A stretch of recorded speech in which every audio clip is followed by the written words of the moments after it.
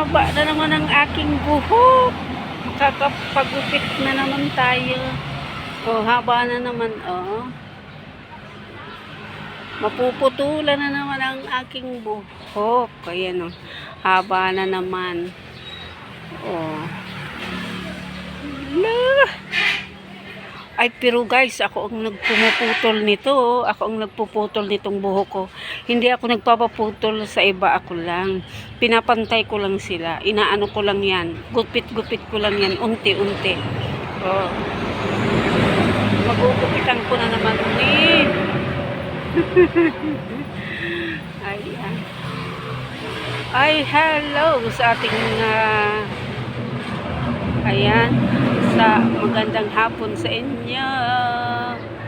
Oh, hapon na naman. Ano na naman tayo. Uy, ito ay ang buhok ko ay ano na. Oh, ala. Alam nyo, ako ay ano na, senior na, 60 na ako. Kaya ako na lang ang gumugupit ng aking buhok. Ayan. Yun, senior na ako. Nag-60 na ako nung November. Yun. Kailangan na naman natin na gupit-gupit. Ayan. Magugupit na naman ako. Yan. Pinuputulan ko lang ito ng konti-konti lang. Pinabawasan ko lang siya.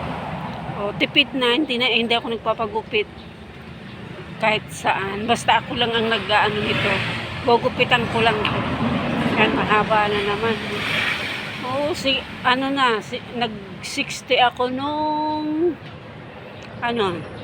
November 11. Ayan, kaya siyempre, sa bagay, ang natin, ang puti ng ating buhok ay kakaunti pa. Pero ako'y 16 na, kaya senior na. Ako'y maglalakad na ng mga